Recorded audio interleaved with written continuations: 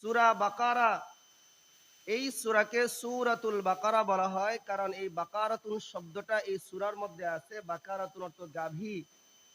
সূরাতুন Nahal, Nahal শব্দের অর্থ হলো মৌমাছি। আল্লাহ রাব্বুল আলামিন এই সূরার মধ্যে মৌমাছির একটা ঘটনা উল্লেখ করেছেন, এই জন্য এই সূরার নাম রেখেছেন সূরাতুল নাহাল।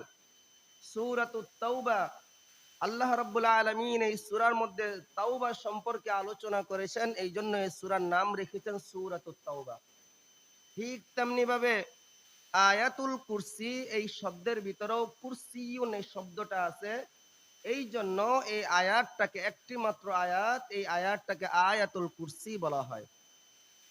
মুহতারাম হাজিরিন, রাসূল করিম সাল্লাল্লাহু আলাইহি ওয়াসাল্লাম আয়াতুল কুরসির অনেক ধরনের ফজিলত উল্লেখ করেছেন। আমরা এক এক করে সেদিকে যাওয়ার চেষ্টা করব। আল্লাহ তাআলা আমাদেরকে তৌফিক দান করেন, সকলে বলি আমিন। আয়াতুল কুরসি সম্পর্কে এক নাম্বার কথা, আয়াতুল কুরসি হলো কোরআনের মধ্যে সবচেয়ে মর্যাদাপূর্ণ একটি আয়াত, বলি সুবহানাল্লাহ। আয়াতুল কুরসিটা কি? কোরআনের মধ্যে সবচেয়ে মর্যাদাপূর্ণ একটি আয়াত। মুসলিম শরীফের 810 নম্বর হাদিসের মধ্যে মুআজ ইবনে জাবাল রাদিয়াল্লাহু তাআলা আনহু থেকে হাদিসটা এসেছে। কোন কোন বর্ণনায় কাআব থেকে হাদিসটা এসেছে। রাসূল করিম সাল্লাল্লাহু আলাইহি ওয়াসাল্লাম আবুল মুনজিরকে লক্ষ্য করে একটা প্রশ্ন করলেন, ইয়া আবাল মুনজির আতাদরি আইয়ু আয়াতিন ফি কিতাবিল্লাহি আ'যাম। আল্লাহর হাবিব জনাবে মুহাম্মদুর রাসূলুল্লাহ সাল্লাল্লাহু আলাইহি ওয়াসাল্লাম আবুল মুনজির সাহাবীকে প্রশ্ন করলেন, তুমি কি জানো কিনা কোরআনের মধ্যে সবচেয়ে মর্যাদাপূর্ণ আয়াত কোনটি? আবুল মুনজির প্রথমে উত্তর দিলেন, আল্লাহু ওয়া রাসূলুহু আ'লামু, আল্লাহ এবং তার রাসূল অধিক ভালো জানেন। এরপরেও আবার রাসূল প্রশ্ন করলেন, আতাদরি আইয়ু আয়াতিন ফি কিতাবিল্লাহি আ'যাম, আল্লাহ তাআলার কোরআনের মধ্যে সবচেয়ে মর্যাদাপূর্ণ আয়াত কোনটি? আবুল মুনজির তুমি জানো কিনা বলো। এইবার আবুল মুনজির উত্তর দিলেন, কোরআনের মধ্যে সবচেয়ে মর্যাদাপূর্ণ আয়াত হলো আয়াতুল কুরসি। এই জবাব শোনার পরে রাসূল করিম সাল্লাল্লাহু আলাইহি ওয়াসাল্লাম ফাযরাবা বিয়াদি ফি সাদরিহি, আবুল মুনজিরের বুকের মধ্যে মৃদু আঘাত করলেন। রাসূল সাল্লাল্লাহু আলাইহি ওয়াসাল্লাম আবুল মুনজিরের মধ্যে বুকের মধ্যে হালকা মৃদু আঘাত করে বললেন, শাবাশ, এই উত্তরটাই ছিল আমার প্রশ্নের সর্বাধিক বিশুদ্ধ উত্তর। তুমি এই উত্তরটা দিয়েছো, আমি রাসূলুল্লাহ তোমার উপর খুশি হয়ে গেছি। আবুল মুনজির যখন লিয়াহনিকাল ইলমু ইয়া আবাল মুনজির, হে আবাল মুনজির, আল্লাহ তাআলা যেন তোমাকে ইলম দ্বারা সম্মানিত করে দেন। তাহলে মুসলিম শরীফের 810 নম্বর হাদিসের বিবরণ দ্বারা আমরা কি বুঝলাম? আয়াতুল কুরসি হলো কোরআনের সবচেয়ে মর্যাদাপূর্ণ আয়াত। আয়াতুল কুরসি কোরআনের সবচেয়ে, সবাই বলেন না, আয়াতুল কুরসি কোরআনের সবচেয়ে মর্যাদাপূর্ণ আয়াত। দ্বিতীয় নম্বর আলোচনা হলো আয়াতুল কুরসি হলো কোরআনের প্রধান আয়াত, প্রধান আয়াত, মর্যাদাপূর্ণ এবং শ্রেষ্ঠ আয়াত। তিরমিজি শরীফের 2778 নম্বর হাদিসের মধ্যে রাসূল বলেন, লিকুল্লি শাইইন সানাম, প্রত্যেকটা জিনিসের একটা চূড়া আছে, চূড়া। ওয়া সানামুল কুরআনি সূরাতুল বাকারা, এবং কোরআনের সর্বোচ্চ সূরা হলো সূরাতুল বাকারা। প্রত্যেকটা জিনিসের একটা কি থাকে? সর্বোচ্চ চূড়া থাকে। তো রাসূল বললেন, কোরআনের একটা চূড়া আছে, প্রত্যেকটা জিনিসের একটা শেষ সীমান্ত আছে, একটা চূড়া আছে। কোরআনের সর্বোচ্চ চূড়া হলো সূরাতুল বাকারা।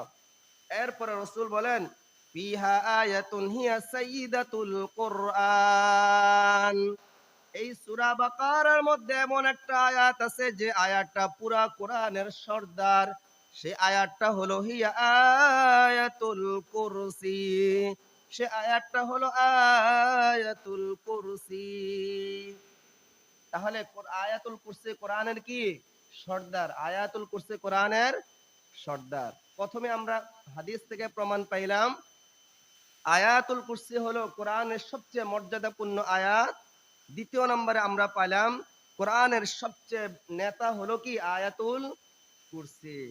3 নাম্বার আলোচনা হলো আয়াতুল কুরসির জিহবা আছে, কি আছে? মুখ আছে, ঠোঁট আছে, জিহবা আছে। মাজমাউজ জাওয়ায়েদ মানবাউল ফাওয়ায়েদ আল্লামা হাইসামি রাহমাতুল্লাহি আলাইহির লিখিত কিতাব, ওই কিতাবের মধ্যে 6 নম্বর খণ্ডে 324 নম্বর পৃষ্ঠার মধ্যে হাদিসটা এসেছে। قال رسول الله صلى الله عليه وسلم إن لها لسانا وشفتين تقدس تقدس الملك عند ساق العرش। জনাবে মুহাম্মদুর রাসূলুল্লাহ সাল্লাল্লাহু আলাইহি ওয়াসাল্লাম বলেন, আয়াতুল কুরসির ঠোঁট আছে, আয়াতুল কুরসির জিহবা আছে। ওই আয়াতুল কুরসি আরশ আজিমের মধ্যে রবের প্রশংসায় লিপ্ত থাকে। আয়াতুল কুরসি কার প্রশংসা করে? আল্লাহর প্রশংসা করে। মুফাসসিরিনে কেরামে আয়াতের ব্যাখ্যায় লেখেন আয়াতুল কুরসি রবের প্রশংসা করে। এই জন্য রব আয়াতুল কুরসিকে কোরআনের সেনাপতি বানায় দিয়েছেন। আয়াতুল কুরসি রবের প্রশংসা করে, এই জন্য আল্লাহ রাব্বুল আলামিন আয়াতুল কুরসিকে কোরআনের সবচেয়ে মর্যাদাপূর্ণ বানায় দেন। কোন বান্দা যদি আয়াতুল কুরসি পড়ে, ওই বান্দাকেও আল্লাহ তাআলা সম্মানিত বানায় দিবেন। কোন বান্দা যদি ঠিক মতো আয়াতুল কুরসি পড়ে, আল্লাহ তাআলা ওই বান্দাকে সমাজের নেতা এবং সবচেয়ে মর্যাদাপূর্ণ বানায় দিবেন। আয়াতুল কুরসি রবের প্রশংসার মাধ্যমে সেনাপতি হয়ে গেছে, সাইয়্যিদ হয়ে গেছে, নেতা হয়ে গেছে, সবচেয়ে মর্যাদাপূর্ণ আয়াত হয়ে গেছে। এই আয়াতুল কুরসি যদি সমাজের কোনো মানুষ পড়ে, নারী পুরুষ যারাই পড়বে, আল্লাহ তাআলা তাকে দুনিয়ার সবচেয়ে মর্যাদাপূর্ণ বানায় দিবেন। বলেন তো আয়াতুল কুরসি পড়া দরকার আছে কিনা? আয়াতুল কুরসির কি আছে? জিহবা আছে। বলেন আয়াতুল কুরসির যদি জিহবা থাকে, সে যদি রবের প্রশংসা করে, আমি আর আপনি যদি আয়াতুল কুরসি বেশি বেশি পড়ি, তো আয়াতুল কুরসি কাল কিয়ামতের ময়দানে আমাদের জন্য এই মুখ দ্বারা সুপারিশ করবে কিনা? আয়াতুল কুরসির জিহবা দ্বারা আয়াতুল কুরসি আমাদের জন্য সুপারিশ করবে কিনা? সুপারিশ করবে। কোরআন যদি কারো পক্ষে সুপারিশ করে, আল্লাহ তাআলা তার কোনো হিসাব নেবেন না, আল্লাহ তাআলা তাকে জান্নাতের মালিক বানায় দিবেন। মুসলিম শরীফের 178 নম্বর হাদিসের মধ্যে রাসূল বলেন, আল কুরআনু হুজ্জাতুন লাকা আও আলাইক। কাল কিয়ামতের ময়দানে কোরআন হয়তো তোমার বিপক্ষে সাক্ষী দিবে, না হয় তোমার পক্ষে সাক্ষী দিবে। আজকে ঘরের মধ্যে কোরআনটাকে আপনি তাকের উপরে ফালায় রাখছেন, কোরআনের উপরে ধুলাবালি পড়ে, কোরআনকে বছরেও একবার আপনি ছুঁয়ে দেখেন না, মহব্বত করেন না, চুমা দেন না, বুকে আগলে ধরেন না। মনে রাখবেন এই কোরআন যদি কাল কিয়ামতের ময়দানে আপনার বিপক্ষে সাক্ষী দেয়, আপনাকে বাঁচানোর কোনো রাস্তা আপনার সামনে খোলা থাকবে না। এই জন্য কোরআন পড়তে হবে। আর কোরআনের নেতা যে কোরআনের মধ্যে সবচেয়ে সম্মানিত আয়াত যেটা, সেটাকেও কি করতে হবে? পড়তে হবে। 3 নাম্বার আলোচনা গেল। 4 নাম্বার আলোচনা হলো আয়াতুল কুরসি সম্পর্কে সংক্ষিপ্ত কিছু তাফসীর আমরা শুনবো। 1 নাম্বার, আল্লাহু লা ইলাহা ইল্লাহু, আল্লাহ তাআলা ছাড়া কোনো কি নাই? ইলাহ নাই, কোনো মাবুদ নাই, কোনো রব নাই। আল্লাহ তাআলা ছাড়া কোনো রব আছে? থাকলে কি হইতো?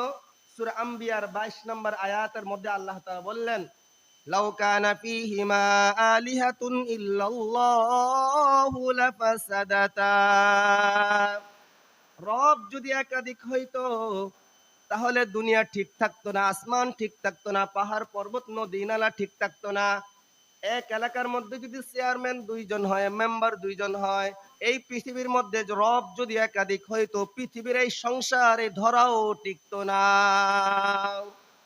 মুহতারাম হাজিরিন, রব যদি একাধিক হইতো আমাদের জন্য সুবিধা হইতো না ক্ষতির কারণ হইতো?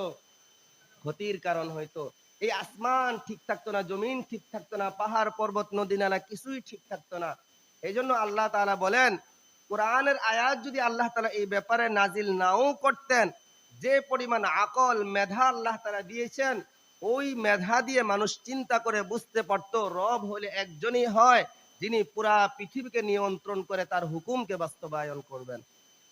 তাহলে আল্লাহু লা ইলাহা ইল্লাহু, রব কয়জন? একজন। আল হাইয়ুল কাইয়্যুম, যিনি চিরঞ্জীব, তার কোনো মৃত্যু নাই, যিনি চিরস্থায়ী, যিনি কি? সবাই বলেন, যিনি কি? চিরস্থায়ী, যিনি চিরঞ্জীব। আল হাইয়ুল কাইয়্যুম। সূরা রহমানের ২৬ এবং ২৭ নম্বর আয়াতের মধ্যে আল্লাহ তাআলা বলেন, ওয়া ইয়াবকা ওয়াজহু রাব্বিকা যুল জালালি ওয়াল ইকরাম, কুল্লু মান আলাইহা ফান, ওয়া ইয়াবকা ওয়াজহু রাব্বিকা যুল জালালি ওয়াল ইকরাম। ও বান্দা, তুমি মনে করো তুমি দুনিয়াতে স্থায়ীভাবে থাইকা যাইবা। তোমার বাবাও দুনিয়াতে একসময় ছিল না, একসময় ছিল, এখনো নাই। তোমার দাদা একসময় দুনিয়াতে ছিল না, আবার ছিল, আবার এন্তেকালের মাধ্যমে চলে গেছে। তুমিও দুনিয়ার থেকে চলে যাইবা। কোনো কিছু দুনিয়ার মধ্যে স্থায়ীভাবে টিকবে না। কিয়ামত যখন সংঘটিত হয়ে যাবে, ফেরেশতা কুল সহ সবাইকে আল্লাহ তাআলা মৃত্যুর স্বাদ আস্বাদন করাবেন। টিকে থাকবে কে? আল্লাহ। টিকে থাকবে কে? আল্লাহ তাআলা। এই জন্য সূরা জুমার ৮ নাম্বার আয়াতের মধ্যে আল্লাহ তাআলা বলেন, কুল ইন্নাল মাউতাল্লাযী তাফিররুনা মিনহু ফাইন্নাহু মুলাকীকুম সুম্মা তুরাদ্দুনা ইলা আলিমিল গায়বি ওয়াশ শাহাদা। তুমি যেখানেই থাকো না কেন, মৃত্যু তোমার সাথে সাক্ষাৎ করবে। তুমি মৃত্যু থেকে পলায়ন করতে পারবে না। তুমি ধ্বংস হয়ে যাবে। যারাই অস্তিত্বে আসবে তারাই ধ্বংস হয়ে যাবে। আপনি যদি বলেন আমি লোহার খাঁচার মধ্যে ঢুকে যাব, আমি কাচের ঘেরাও মধ্যে ঢুকে যাব, আল্লাহ তাআলা বলেন আইনামা তাকুনু, তুমি যেখানেই থাকো ইদরিকুমুল মাউত, মৃত্যু তোমাকে পাকড়াও করবে। ওয়ালাউ কুনতুম ফি বুরুজিম মুশাইয়াদা, তুমি যদি লোহার খাঁচার মধ্যে আবদ্ধ থেকে যাও, আর তুমি যদি লোহার খাঁচার মধ্যে আবদ্ধ থাকো, কাচে ঘেরাও করা কোনো বাক্সের মধ্যে আবদ্ধ হও, তারপরেও সেখানেও তোমাকে মৃত্যু আস্বাদন করতে হবে। আপনি যদি বলেন আমি বাংলাদেশের মানুষ, পাকিস্তান চলে যাব, সৌদি চলে যাব, মৃত্যু আমাকে পাকড়াও করতে পারবে না। আল্লাহ রব্বুল আলামিন কোরআনের মাজিদের মধ্যে বলেন, ইন ফারারতুম মিনাল মাউতি আবিল কতলি, মৃত্যু যখন তোমাকে দৌড়াবে, তুমি যেখানেই থাকো না কেন, মৃত্যু তোমাকে আস্বাদন করতে হবে। এই জন্য টিকে থাকার কোনো সুযোগ আছে? যদি টিকে থাকার সুযোগ থাকতো, তাহলে আজকের যে ছেলেটা 25 বছরের যুবক, সে কোনোদিন 50 বছরের বৃদ্ধ হয়ে যেত না। আমাদের অস্তিত্ব যদি স্থায়ী হইতো, আমাদের যদি মৃত্যুর স্বাদ আস্বাদন না হইতো, তাহলে 25 বছরের যুবক কোনোদিন কি হইতো না? 50 বছরের বৃদ্ধ হইতো না। 50 বছরের বৃদ্ধ 75 বছরে গিয়ে উপনীত হইতো না। এই জন্য রসুল করিম সাল্লাল্লাহু আলাইহি ওয়াসাল্লাম বলেন, জান্নাতে যেহেতু মৃত্যু নাই, এই জন্য জান্নাতে কোনো বুড়া মানুষ ঢুকবে না। জান্নাতে যারা ঢুকবে সবাই পুরুষ এবং সবাই যুবক হয়ে যাবে। জান্নাতের মধ্যে যেহেতু মৃত্যু নাই, এই জন্য জান্নাতে আল্লাহ তাআলা সবাইকে বুড়া বানায় রাখবেন না যুবক বানায় দিবেন? কারণ যুবকরা চিন্তা করে আমার মৃত্যু হইলে বুড়া হইলে না হবে। এই জন্য আল্লাহ তাআলা বলেন, তুমি যখন জান্নাতে প্রবেশ করবা, তখন আমি তোমাকে যুবক বানায় দেব, আর তোমার বৃদ্ধ হইতে হবে না। মৃত্যু তোমাকে সেদিন আস্বাদন করবে না। স্থায়ীভাবে তুমি আল্লাহ তাআলার জান্নাতের মালিক হয়ে যাইবা। এই জন্য দুনিয়াতে টিকে থাকার কোনো সুযোগ আছে? সুযোগ নাই। একমাত্র কে টিকে থাকবেন? আল হাইয়ুল কাইয়্যুম, যিনি চিরঞ্জীব, তার কোনো মৃত্যু নাই, যিনি চিরস্থায়ী। রসুল যখন কোনো সমস্যার মধ্যে পড়তেন, তখন আল হাইয়ু আল কাইয়্যুম বিরহমাতিকা আস্তাগীস, এই দোয়াটা রসুল করতেন, আল্লাহ তাআলা রসুলের সমস্যাগুলো সমাধান করে দিতেন। তাফসীরের কিতাবের মধ্যে এই দুই শব্দ নিয়ে চমৎকার একটা কথা আসছে। কোন ব্যক্তির যদি জীবনে সমস্যা হয়, মেয়েকে বিবাহ দিতে পারতেছেন না, টাকা পয়সার সমস্যা, ছেলেকে বিবাহ দিতে পারতেছেন না, ছেলের চাকরি বাকরি হইতেছে না, ঘরের মধ্যে অসুস্থতা লেগেই আছে, তাফসীরের কিতাবের মধ্যে আসছে, কোন ব্যক্তি যদি আল হাইয়ুল কাইয়্যুম এই দুইটা শব্দ পড়ে আল্লাহ তাআলার কাছে দোয়া করে, আল্লাহ তাআলা ওই ব্যক্তির দোয়াকে কবুল করে নেয়। মুসনাদ আহমদ একটা কিতাব আছে, এই মুসনাদ আহমদের উপরে আরেকটা কিতাব লেখা হয়েছে, তাখরিজুল মুসনাদ বলা হয়। ওই তাখরিজুল মুসনাদ কিতাবের ২৭,৬১১ নম্বর হাদিসের মধ্যে রাসূল এই কথাটা বলছেন, ইসমুল্লাহিল আযম, আল্লাহ তাআলার মহান বড় দুইটা নাম আছে, ইযা দুইয়া বিহি আজাবা, ওই দুইটা শব্দকে কেউ যদি উচ্চারণ করে, আল্লাহ তাআলার কাছে দোয়া করে, আজাবা, আল্লাহ তাআলা তার দোয়াকে কবুল করে নেয়। এই জন্য মুহতারাম হাজিরিন, আপনার জিন্দেগির মধ্যে সমস্যা চলতেছে, কারো কাছে যাওয়ার দরকার নাই, কোনো পীর সাহেবের কাছে যাওয়ার দরকার নাই, কোনো ইমামদের কাছে যাওয়ার দরকার নাই, শুধুমাত্র মসজিদে এসে 2 রাকাত নামাজ আদায় করবেন। নামাজ আদায় করার পরে আল্লাহ তাআলার কাছে হাত তুলে বলবেন, আল্লাহ তুমি তো চিরঞ্জীব, তোমার কোনো মৃত্যু নাই, তুমি স্থায়ী, তুমি দুনিয়াতে চিরদিন থাকবে, তুমি আমার সমস্যাগুলো সমাধান করে দাও। রাসূল বলেন, আজাবা, আল্লাহ তাআলা তোমার সমস্যাগুলো সমাধান করে দিবেন। এই জন্য মুহতারাম হাজিরিন, এই শব্দটা একটু মনে রাখেন, ইয়া হাইয়ু ইয়া কাইয়ুম বিরহমাতিকা আস্তাগীস। সবাই বলেন, ইয়া হাইয়ু ইয়া কাইয়ুম বিরহমাতিকা আস্তাগীস, ইয়া হাইয়ু ইয়া কাইয়ুম বিরহমাতিকা আস্তাগীস। এই দোয়াটা পড়বেন, ইনশাআল্লাহ আপনার জিন্দেগীর যত সমস্যা আছে আল্লাহ তাআলা কি করে দিবেন? সমাধান করে দিবেন। তাহলে আল্লাহ তাআলা যেন আমাদের সকলকে কথাগুলো বোঝার তৌফিক দান করেন, সকলে বলি আমিন। ৩ নম্বর হলো, লা তাখুযুহু সিনাতুন ওয়ালা নাওম। আল্লাহ তাআলা কি ঘুমান? আপনাদের কি মনে হয়? আল্লাহ তাআলা কি ঘুমান? বলেন, আল্লাহ তাআলা পৃথিবীকে নিয়ন্ত্রণ করেন, আসমানকে নিয়ন্ত্রণ করেন, জমিনকে নিয়ন্ত্রণ করেন, পাহাড় পর্বত নদী নালাকে নিয়ন্ত্রণ করেন, যারা অসুস্থ তাদেরকে সুস্থতা দান করেন, অভাবী ব্যক্তিদেরকে অভাব দূর করে দেন, যে সমস্ত ব্যক্তিদের মেয়ের বিবাহ হয় না, বিবাহের বন্দোবস্ত আল্লাহ তাআলা করেন। আল্লাহ তাআলা যদি ঘুমিয়ে যান তো এই কাজগুলো কে করবে? এই জন্য আল্লাহ তাআলা আয়াতুল কুরসির মধ্যে বলেন, লা তাখুযুহু সিনাতুন ওয়ালা নাওম। আল্লাহ তাআলা ঘুমান না এবং আল্লাহ তাআলা তন্দ্রাও আসে না। তাহলে আল্লাহ তাআলা এমন ঘুমানো না, আল্লাহ তাআলা তন্দ্রাও আসে না। রাসূল করিম সাল্লাল্লাহু আলাইহি ওয়াসাল্লাম হাদিসের মধ্যে বলেন, ইন্নাল্লাহা লা ইয়ানামু ওয়া লা ইয়ানবাগি লাহু আন ইয়ানাম। আল্লাহ তাআলা ঘুমান না, আল্লাহ তাআলার জন্য ঘুমানো উচিত নয়। আল্লাহ তাআলা যদি ঘুমান, এই আসমান ঠিক থাকবে না, জমিন ঠিক থাকবে না, পাহাড় পর্বত ঠিক থাকবে না, এই সংসার এই ধরা ঠিক থাকবে না। এই জন্য আল্লাহ তাআলা ঘুমান না, আল্লাহ তাআলা আমাদের জন্য অপেক্ষায় থাকেন। কোন বান্দার অসুস্থতা আল্লাহ তাআলার কাছে চাইবে, বিরহমাতিকা আস্তাগীস, আল্লাহ তাআলা তার সমস্যা সমাধান করে দিবেন। কোন ব্যক্তির মেয়ের বিবাহ হয় না, আল্লাহ তাআলার কাছে চাইবে, আল্লাহ মেয়ের বিবাহের বন্দোবস্ত করে দিবেন।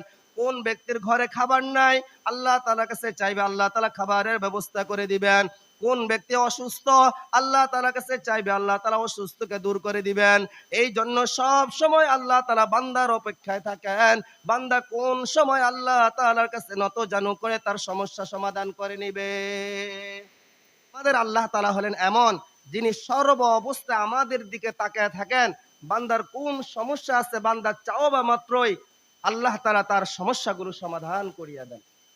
এই জন্য আল্লাহ তাআলা কি করেন না? ঘুমান না। আল্লাহ তাআলার জন্য ঘুমানো কি না? উচিত না। লাহু মা ফিস সামাওয়াতি ওয়া মা ফিল আরদি। আসমান জমিন, জমিনের মধ্যে যা কিছু আছে সব কিছুর ক্ষমতা আল্লাহ তাআলার জন্য। আসমান এবং জমিনের ক্ষমতা কার জন্য? আল্লাহ তাআলার জন্য। মুহতারাম হাজিরিন, আজকে তো আমরা দুনিয়া আসার পরে যদি আমাদের টাকা পয়সা হয়ে যায়, এক সময় দেখবেন সমাজের মধ্যে সে মুরগি বিক্রি করছে, সমাজের মধ্যে সে কি করছে? বাদাম বিক্রি করছে, মুদি দোকানে চাকরি করছে, ক্ষমতা দেখাইয়া মানুষের উপর জুলুম নির্যাতন করে এক সময় সে দলপতি হয়ে ক্ষমতাবান হয়ে মানুষের উপর সে অত্যাচার শুরু করে দেয়, মানুষকে গোলাম বানায় দেয়। বানায় দেয় কিনা? বলেন না, বানায় দেয় কিনা? আমরা আজকে দুনিয়াতে আসার পরে আমরা যে আল্লাহ তাআলার গোলাম সেটা আমরা ভুলে গেছি। বলেন তো, আমরা আল্লাহ তাআলা, আমরা কার গোলাম? সবাই আমরা আল্লাহ তাআলা গোলাম। এই জন্য আল্লাহ রাব্বুল আলামিন কোরআনে কারীমের সূরা গাফিরের 96 নম্বর আয়াতের মধ্যে বলেন, লিমানিল মুলকুল ইয়াউম, লিল্লাহিল ওয়াহিদিল কাহ্হার। দুনিয়ার মধ্যে তোমাকে ক্ষমতা দিছি, তুমি আমার বান্দাদেরকে গোলাম বানায় রাখছো, অথচ তোমাকে গোলাম করে আমি দুনিয়াতে পাঠাইছিলাম। ক্ষমতা পাওয়ার পরে তুমি আমার বান্দাদেরকে গোলাম বানায় রাখছিলা, নামাজি ব্যক্তিদেরকে গোলাম বানায় রাখছিলা, আলেম ওলামাদের ব্যক্তিদেরকে গোলাম বানায় রাখছিলা, দিনদার পরেশার ব্যক্তিদেরকে গোলাম বানায় রাখছিলা। মনে রাখবা, তোমার সময় যখন শেষ হবে, তোমার স্থায়ী ঠিকানা তোমার দেশের মধ্যেও আল্লাহ তোমাকে থাকতে দিবে না। এই জন্য মানুষ যদি মানুষকে গোলাম বানায়, কাল কিয়ামতের ময়দানে এর শাস্তি হবে সবচেয়ে বেশি ভয়াবহ। একজন আরেকজনকে কি বানাইতে পারে না? গোলাম বানাইতে পারে না।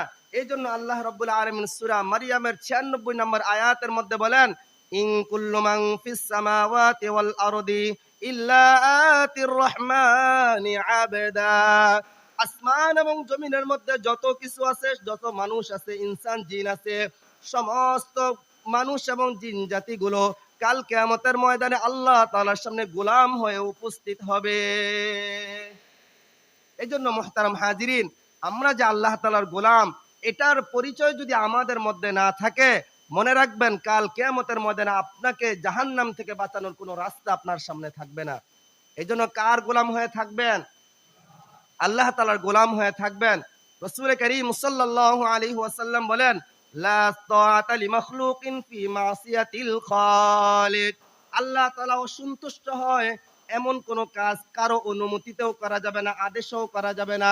আপনার মা যদি এমন কাজের আদেশ করে, আপনার বাবা যদি এমন কাজের আদেশ করে যে কাজটা আল্লাহ তাআলাও পছন্দ করেন, আপনার দলের নেতা যদি এমন কাজের আদেশ করে যে কাজটা আল্লাহ তাআলাও পছন্দ করেন, আপনার মসজিদের ইমাম সাহেব যদি এমন কাজের আদেশ করে যে কাজটা আল্লাহ তাআলা পছন্দ করেন, আল্লাহ তাআলা ঘোষণা দিয়ে দিলেন, আল্লাহ রসুল জানিয়ে দিলেন, তোমার মাকেও সেখানে মানা যাবে না, তোমার বাবাকেও মানা যাবে না, তোমার দলের নেতাকেও মানা যাবে না। প্রয়োজন হলে দল ছেড়ে দিবা, তারপরে আল্লাহ তাআলাকে অসন্তুষ্ট করে দলের নেতাকে নেত্রীকে মানা যাবে না। মুহতারাম হাজিরিন, মিথ্যা মামলা দিলে আল্লাহ তাআলা খুশি হয়? অন্যায়ভাবে জেল জুলুম দিয়ে দিলে আল্লাহ তাআলা খুশি হয়? দেশের টাকা বেগম পাড়া নিয়ে নিলে আল্লাহ তাআলা খুশি হয়? এগুলো যারা করে, আপনি যদি তাদেরকে মহাব্বত করেন, তারা তো খাইলো, আপনি তো কিছুই পাইলেন না, কিন্তু তাদেরকে মহাব্বত করার কারণে তাদের যে গুনাহ হয়েছে সম পরিমাণ গুনাহ আল্লাহ তাআলা আপনার বদ আমলের মধ্যে যুক্ত করে দিবেন। মুসলিম শরীফের 2196 নম্বর হাদিসের মধ্যে রাসূল বলেন, মান তাশাব্বাহা বিকওমিন ফাহুয়া মিনহুম। দুনিয়াতে যার সাথে যার সম্পর্ক থাকবে, হাসর হবে তার সাথে। আমার আপনার সম্পর্ক যদি মদিনাওয়ালার সাথে হয়, আমার আপনার হাসর হবে মদিনাওয়ালার সাথে। আমার আপনার সম্পর্ক যদি আবু জাহেলের চরিত্রের সাথে হয়, আমার আপনার সম্পর্ক আবু জাহেলের সাথে হবে। আমার আপনার সম্পর্ক যদি কোনো জালেমের সাথে হয়, আমার আপনার হাসর হবে জালেমের সাথে। আমার আপনার সম্পর্ক যদি কোনো স্বৈরাচারের সাথে হয়, তো আমার আপনার হাসর হবে স্বৈরাচারের সাথে। এই জন্য মুহতারাম হাজিরিন, বান্দাকে গোলাম বানাইবেন নাকি নিজে গোলাম হয়ে দুনিয়াতে থাকার চেষ্টা করবেন? নিজে গোলাম হইবেন তো আল্লাহ তাআলা আপনার কি বাড়ায় দিবে? সম্মান বাড়ায় দিবে। যদি আমরা সকলেই আল্লাহ তাআলার গোলাম হয়ে অন্যকে ভাই ভাই মনে করে যদি আমরা চরিত্র ব্যবহার করি, তাদের সাথে চলাফেরা করি, তাহলে আল্লাহ তাআলা আমাদের সম্মান বাড়াইবেন না কমাইবেন? বাড়াইবেন। এই জন্য আমরা কাউকে গোলাম বানাবো না নিজে আল্লাহ তাআলা গোলাম হয়ে যাব? কথাটা বুঝতে পারছেন তো? আল্লাহ তাআলা আমাদের সকলকে, আমাদের নারী পুরুষ যারা আছে সকলকে আল্লাহ তাআলা গোলাম হওয়ার তৌফিক দান করেন। সকলে বলি আমিন। এরপরে আল্লাহ তাআলা বলতেছেন, মান যাল্লাযী ইয়াশফাউ ইনদাহু ইল্লা বিইذনি। কার ক্ষমতা আছে যে আল্লাহ তাআলার অনুমতি ছাড়া আল্লাহ তাআলার কাছে সুপারিশ করবে? দুনিয়ার কোনো ক্ষমতা নাই, দুনিয়ার কোনো ব্যক্তির ক্ষমতা নাই, কোনো প্রেসিডেন্টের ক্ষমতা নাই, এমনকি কাল কিয়ামতের ময়দানে আল্লাহর অনুমতি ছাড়া কোনো নবীরাও সুপারিশ করার ক্ষমতা থাকবে না, সাহাবায়ে কেরামেরও থাকবে না, ওলি গাউস কুতুবেরও থাকবে না, পীর মুর্শিদেরও থাকবে না, মসজিদের কোনো খতিব ইমাম মুসল্লি কোনো ব্যক্তির কোনো ক্ষমতা থাকবে না। শুধু সুপারিশ করতে হলে আল্লাহ তাআলা অনুমতি দিলে সুপারিশ করার ক্ষমতা থাকবে। নবী আল্লাহ তাআলার অনুমতি ছাড়া কাল কিয়ামতের ময়দানে সুপারিশ করতে পারবে? বলেন না পারবে কিনা? আল্লাহ তাআলা সূরা নাজমের 26 নম্বর আয়াতের মধ্যে কথাগুলো বলছেন, ওয়াকাম মিন মালাকিন ফিস সামাওয়াতি ওয়াল আরদি লা তুগনি শাফাআতুহুম শাইআন ইল্লা মিন বাদি ইযনিল্লাহ। আসমান এবং জমিনের মধ্যে যত মানুষ আছে, যত জিন জাতি আছে, যত ফেরেশতা আছে, কারোর জন্য কোনো ক্ষমতা নাই। আল্লাহ তাআলার অনুমতি ছাড়া কাল কিয়ামতের ময়দানে সুপারিশ করার কোনো ক্ষমতা কারো থাকবে না। বলেন তো, নবীদের যদি আল্লাহ তাআলার অনুমতি ছাড়া সুপারিশ করার ক্ষমতা না আসে, তাহলে পীর সাহেবদের থাকবে? কোন পীর সাহেব যদি এই কথা বলে, তুমি আমার কাছে মুরিদ হও, আমি তোমারে জান্নাত পর্যন্ত নিয়ে যাবো, এই এবিলিটি, এই ক্ষমতা, বলেন তো আল্লাহ তাআলা তাকে দিছে? এটা কোনো মানুষের ক্ষমতা আছে যে তুমি আমার কাছে মুরিদ হইলে তোমার আর কিচ্ছু লাগবে না? বলেন তো হেদায়েত কার হাতে ছিল? সবাই বলেন না, হেদায়েত কার হাতে? আল্লাহ তাআলার হাতে। ইন্নাকা লা তাহদি মান আহবাবতা ওয়ালাকিন্নাল্লাহা ইয়াহদি মান ইয়াশা। আল্লাহ তাআলা নবীকে ডাক দেয়া বলেন, ও নবী, হেদায়েতের ক্ষমতা আপনার কাছে নাই। আখিরাতের হিসাব তো পরের কথা। দুনিয়ার কোনো ক্ষমতাই আমি আপনার কাছে দেই নাই। উপকার করা কোনো ক্ষমতা আপনার কাছে নাই। কারো ক্ষতি করার ক্ষমতা আপনার কাছে নাই। আমার আপনার নবী জুদাহানের বাদশার যদি কোনো ক্ষমতা আল্লাহ তাআলা না দিয়া থাকেন, তাহলে কথিত পীর, ভণ্ড পীরের ক্ষমতা কোত্থেকে আসে? মানুষদের তো এগুলো বুঝা থাকা, এগুলো চিন্তা করা দরকার। আমি কোনো হক্কানি পিসাব যারা আছে তাদের বিরুদ্ধে আমি না, বরং আমিও নিজে চেষ্টা করি হক্কানি পিসাবের হাত ধরে আমার আমলকে পরিশুদ্ধ করতে। আমার যতগুলো কথা আসে সব হলো ভণ্ড পীরদের কথা। আমাদেরকে যত বিধান শরীয়তে দিছে, বলেন তো এগুলা কি আমাদের জন্য না রসুলের জন্য ছিল? আমাদের জন্য ছিল, কিন্তু রসুলের মাধ্যমে আল্লাহ তাআলা বলছেন, আমাদেরকে নামাজ পড়ার আদেশ করছেন। মুখ্য উদ্দেশ্য, আমরা উপলক্ষ ছিল রসুল। রসুল কিভাবে নামাজ পড়তে হয় সেটা শিখিয়ে দিচ্ছেন, কিন্তু মূলত আদেশ ছিল আমাদের জন্য। এই জন্য তো সমস্ত রসুলদেরকে আল্লাহ তাআলা ইবাদত, নিয়ম কানুন, পদ্ধতি শিখাবার জন্যই দুনিয়াতে পাঠাইছেন। কারণ যদি তাদের ইবাদত করার, যদি ইবাদত করে গুনাহ মাফ করার যদি প্রয়োজন হইতো, তো আল্লাহ তাআলা রসুলকে বলতেন না, মা তাকাদ্দামা মিন যামবিকা ওয়া মা তাআখার, আল্লাহ আপনার সমস্ত আগে পরে সমস্ত গুনাহ মাফ করে দিয়েছেন। বলেন তো আমাদের রসুল গুনাহগুলা কি দুনিয়াতে আসার পরে মাফ হয়েছে না আগের থেকে মাফ হয়ে গেছে? তার মানে হলো আমাদের রসুল জীবনে কোনো গুনাহই করবেন না। গুনাহ না করলে মাপেরও প্রশ্ন আসে না। কিন্তু বান্দাকে বুঝাবার জন্য আল্লাহ তাআলা আয়াত নাজিল করে দিলেন, তোমার নবীর গুনাহ আমি মাফ করে দিয়েছি, তুমি যদি চাও তো তোমার গুনাহগুলোকেও আমি আল্লাহ তাআলা মাফ করে দেব। এই জন্য যে কথাটা বলতেছিলাম, আল্লাহ তাআলার অনুমতি ছাড়া কোনো নবীও কি করতে পারবে না? সুপারিশ করতে পারবে না। সেখানে পীর সাহেব পারবে? এই ধারণাগুলো থেকে আমাদেরকে বেরিয়ে আসতে হবে। ধারণাগুলো থেকে আমাদেরকে বেরিয়ে আসতে হবে। সুপারিশ করার ক্ষমতা আল্লাহ তাআলা কারো অনুমতি ছাড়া, আল্লাহ তাআলা অনুমতি ছাড়া কেউ করতে পারবে? করতে পারবে না। একমাত্র আল্লাহ তাআলা অনুমতি ছাড়া কেউ সুপারিশ করতে পারবে না। এরপর আল্লাহ তাআলা বলেন, ইয়ালামু মা বাইনা আইদিহিম ওয়া মা খালফাহুম, তোমাদের ডানে যা আছে তাও আল্লাহ তাআলা জানেন, তোমাদের বামে যেটা আছে সেটাও আল্লাহ তাআলা জানেন, তোমার অন্তর কি কল্পনা করে সেটাও আল্লাহ তাআলা জানেন, তুমি মুখে কি বলো, কি চিন্তা করো সেটাও আল্লাহ তাআলা জানেন। আল্লাহ তাআলা জানেন কিনা? আল্লাহ তাআলা জানেন। এই জন্য সূরা মারিয়ামের 64 নম্বর আয়াতের মধ্যে আল্লাহ তাআলা বলেন, ওয়ামা নাতানাজ্জালু ইল্লা বিআমরি রাব্বিক লাহু মা বাইনা আইদিনা ওয়া মা খালফানা ওয়া মা বাইনা যালিক ওয়া মা কানা রাব্বুকা নাসিয়া। ও বান্দা, তোমাকে দুনিয়াতে পাঠানোর পরে আমি আল্লাহ তাআলা তোমার সমস্ত কিছু পর্যবেক্ষণ করে, এখানে যদি ডিপিএস ক্যাডার লাগানো থাকে, আপনার গাড়ির মধ্যে আপনি ডিপিএস লাগাই দিয়েছেন, গাড়িটা মিরপুর গেলেও আপনি এখানে মোবাইলে দেখতে পারবেন কোথায় গাড়িটা আছে, গাবতলী গেছে সেটাও আপনি বুঝতে পারবেন, পুরান ঢাকায় গেছে, ঢাকার বাহিরে গেছে সেটাও আপনি বুঝতে পারবেন। আল্লাহ তাআলা আমাদেরকে দুনিয়াতে পাঠানোর পরে এখানে একটা ডিপিএস লাগাই দিছে। তুমি যাই করো আল্লাহ তাআলা দেখেন, তুমি ঘরের ভিতরে কি করো আল্লাহ তাআলা দেখেন, রমজানের রোজা ঘরের দরজা লাগিয়ে খাইতেছো আল্লাহ তাআলা দেখেন, তুমি কোথায় কি করতেছো, গোপনে কি করতেছো, প্রকাশ্যে কি করতেছো, আল্লাহ তাআলার কাছে কোনো কিছু গোপন থাকে না। থাকে? কোনো কিছু আল্লাহ তাআলার কাছে গোপন থাকে না। তবে আল্লাহ তাআলার কাছে এতটুকু আমাদের করা দরকার, কোনো গুনাহ হয়ে গেলে আল্লাহ তাআলার কাছে বলা দরকার, আল্লাহ তুমি তো সাত্তারুল উয়ুব, তুমি তো দোষ ত্রুটি গোপন রাখো, আমি একটা গুনাহ করে ফেলেছি, আমার দোষটা গোপন রেখে আমাকে তুমি মাফ করিয়া দাও। জন্য মনে রাখবেন, আপনার গুনাহ সম্পর্কে যদি আল্লাহ ব্যতীত অন্য কেউ জানেন, আল্লাহ তাআলা ওই গুনাহকে মাফ করবে না। মাফ করবে? ওই গুনাহকে আল্লাহ তাআলা মাফ করবে না। কারণ আল্লাহ তাআলা যদি মাফ করতে চায়, তাহলে আপনার বন্ধু বলে দিবে, আল্লাহ দুনিয়াতে যে সে আকামটা করছিল আমারে কইছে, এখন তুমি যে এটার জন্য শাস্তি দিতেছো না কেন? বলেন তো আল্লাহ তাআলা তখন কি করবে? এই জন্য আপনি গুনাহ করার পরে কাউকে বলবেন না, বরং মসজিদে এসে ওযু করে 2 রাকাত নামাজ পড়ে ইয়া হাইয়্যু ইয়া কাইয়্যুম বিরহমাতিকা আস্তাগীস পড়বেন, তওবা ইস্তেগফার করে 2 ফোঁটা চোখের পানি ফালাইবেন। দুনিয়ার কেউ জানবে না, আল্লাহ তাআলা আপনার সমস্ত গুনাহগুলাকে অল ডিলিট মেরে আপনার জীবনকে আল্লাহ তাআলা পবিত্রময় বানায় দিবেন। এইজন্য লাহু মা ফিস সামাওয়াতি ওয়া মা ফিল আরদ ইয়ালামু মা বাইনা আইদিহিম ওয়া মা খালফাহুম ওয়া লা ইউহিতুনা বিশাইইন মিন ইলমিহি ইল্লা বিমা শাআ ওয়াসি'a কুরসিয়্যুহুস সামাওয়াতি ওয়াল আরদি। আল্লাহ তাআলা আসমান জমিনের মধ্যে আরশে আজিমের মধ্যে থাকেন। আল্লাহ তাআলা আরশে আজিমটা কত বড়, বলে যে দুনিয়ার মতো সম পরিমাণ এত বড় আল্লাহ তাআলার আরশে আজিম। এত বড় না, আরো বড়। আমরা যদি আরো বড় আল্লাহ তাআলা এই কথা যদি আমাদেরকে বলতেন আমরা বুঝতে পারতাম না।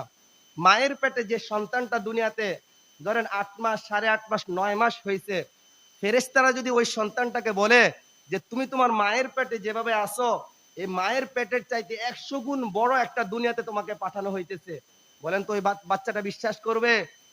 বলেন না বিশ্বাস করবে কিনা?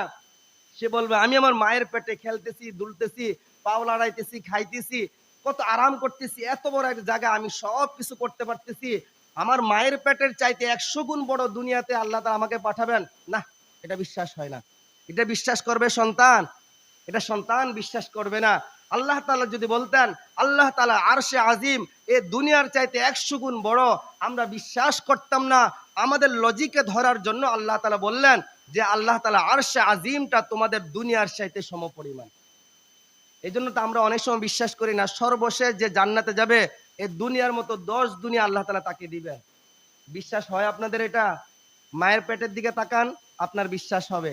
মায়ের পেটে সামান্য একটু জায়গার মধ্যে আপনি কত হেলে দুলে, কত নেচে গিয়ে কত কিছু আপনার সময় কাটছে সেখানে। মা খাবার খাইছে, আপনার পেটে খাবার গেছে, কোনো চিন্তা নাই। আপনাকে ১০০ বড় না ১,০০০ মায়ের পেটের চাইতে বড় দুনিয়াতে পাঠানো হইছে, আপনি চিন্তাও করেন নাই। দুনিয়াতে সামান্য সময়টুকু যদি আপনি আল্লাহ তাআলা রবের ইবাদতের মধ্যে থাকেন, তো এই দুনিয়ার মতো ১০ দুনিয়ার চাইতে বড় জান্নাত আল্লাহ তাআলা আপনাকে নসিব করে দিবেন। আল্লাহ তাআলা যেন আমাদের সকলকে জান্নাতের মালিক বানায় দেন, সকলে বলি আমিন। ওয়ালা ইয়াউদুহু হিফযুহুমা ওয়া হুয়াল আলিয়্যুল আযীম। আল্লাহ তাআলা আসমান জমিনকে রক্ষণাবেক্ষণ করেন এবং আসমান জমিনকে আল্লাহ তাআলা নিয়ন্ত্রণ করেন। তিনি আলিয়্যুন, তিনি সুউচ্চ, আযীম, তিনি মহান।